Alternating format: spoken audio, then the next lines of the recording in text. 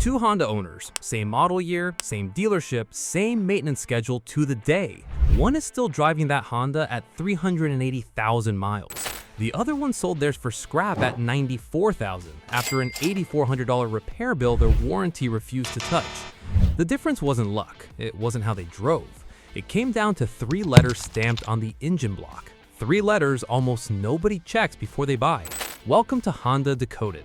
I'm Mike. I've spent 25 years with my hands inside these engines. Civics, Accord, CR-Vs, Pilots, Odysseys, every generation, every engine code that's ever rolled through my shop. And I've watched that same engine code decide every single time whether a Honda becomes a 400,000-mile legend or a financial disaster with a Honda badge on it. Today I'm ranking the 3 engines that will drain your bank account and the 4 engine families that built Honda's entire reputation for reliability in the first place. Stick around for the very last one. It's become the gold standard for engine swaps across the entire automotive world, not just Honda's. Let's get into it. Worst number 1, L15 B7 1.5-liter turbo. Found in the Civic from 2016 to 2021 and the CR-V from 2017 to 2022, this engine promised efficiency and power. What it actually delivered was a masterclass in fuel dilution. In cold weather and on short trips, raw gasoline washes into the oil. The oil starts smelling like fuel and the level rises instead of dropping. Left unchecked, that leads to misfires and real engine damage. Honda issued software updates and service bulletins, but never a full recall. The fix is disciplined, oil changes every 5,000 miles, and regular longer drives to get the engine fully up to operating temperature. Some owners report burning a quart every 3,000 miles, which isn't normal for any modern engine, let alone a Honda.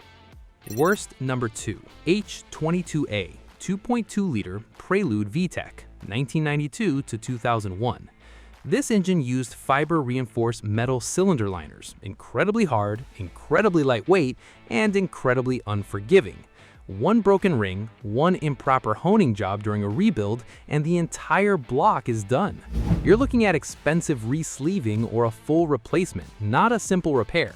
The timing belt auto tensioner is another weak point that can leave you stranded if maintenance slips, and oil leaks from multiple seals are common.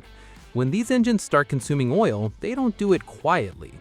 Plenty of owners have needed major engine work before 120,000 miles, which is a rough number for a Honda to put up. If you're learning something new about a Honda you own right now, that's exactly what this channel is built for. Hit subscribe so you don't miss what's coming next.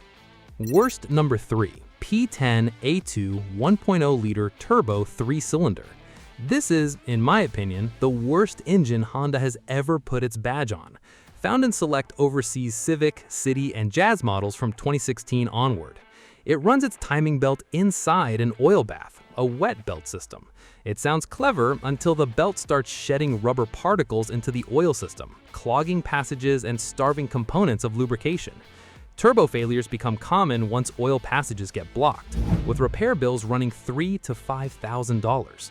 Direct injection adds carbon buildup on top of that, and just like the 1.5 turbo, it suffers from fuel dilution too, a genuine perfect storm.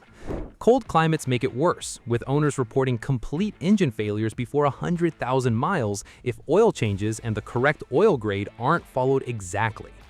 Know someone driving one of these overseas Honda models? Send them this video, and subscribe so you catch next week's breakdown too. Best number 1 F-Series. F22B and F20C. Now let's talk about the engines that actually built Honda's reputation, starting with the F22B and F23A found in the Accord and Prelude from 1990 to 2002. Nothing flashy, 150 horsepower, honest and dependable. The key detail, these are non-interference engines, so if the timing belt breaks, your valves and pistons never meet. That alone saves thousands compared to an interference design. Keep up with basic maintenance and these routinely run 250 to 300,000 miles with no drama. The F-Series also gave us the F20C, the engine in the Honda S2000, 2 liters, 247 horsepower, and happy revving all the way to 9,000 RPM reliably. Forged internals and a race-proven bottom end mean this engine is built to live at redline. Plenty of S2000 owners report 300,000 miles with nothing more than regular oil changes. If this is changing how you look at your own Honda's engine bay, that's the whole point of this channel. Subscribe so the next breakdown finds you.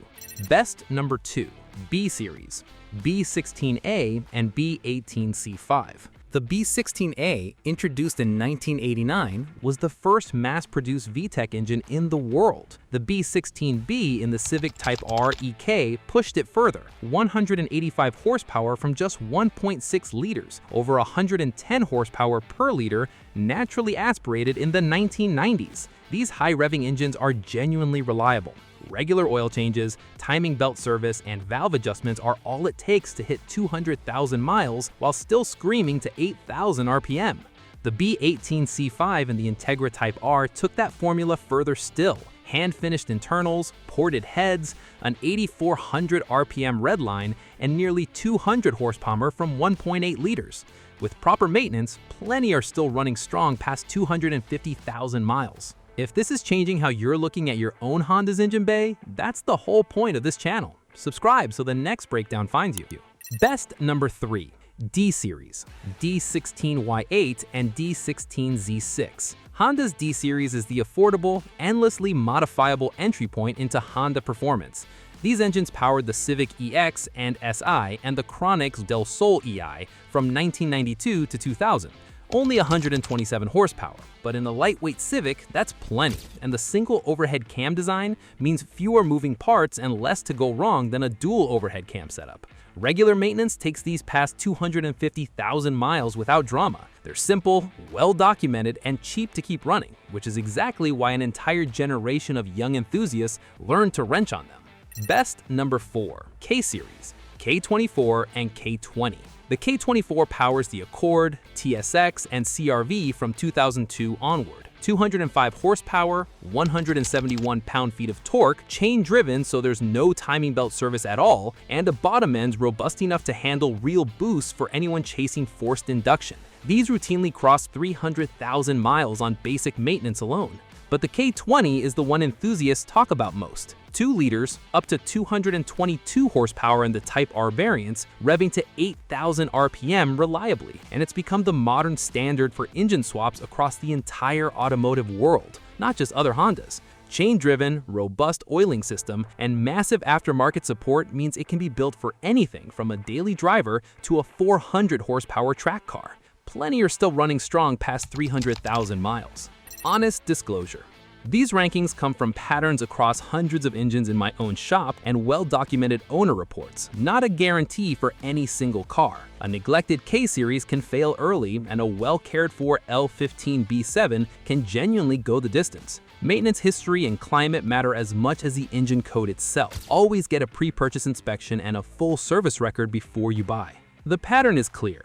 Honda's best engines are over-engineered for what they're asked to do, respond well to basic maintenance, and can take abuse that would kill a lesser engine. The worst ones happen when Honda gets too clever with unproven technology or rushes it to market without enough long-term testing. Drop your Honda's engine code and mileage in the comments. I want to see how far you've pushed yours when you actually take care of it. Next week, I'm covering the 7 maintenance mistakes that turn a good Honda engine into one of the bad ones on this list. Don't miss that one. Subscribe and turn on notifications so Honda Decoded lands in your feed the moment it's live. Thanks for watching. Know your engine code, and the right Honda will take care of you for a few 100,000 miles.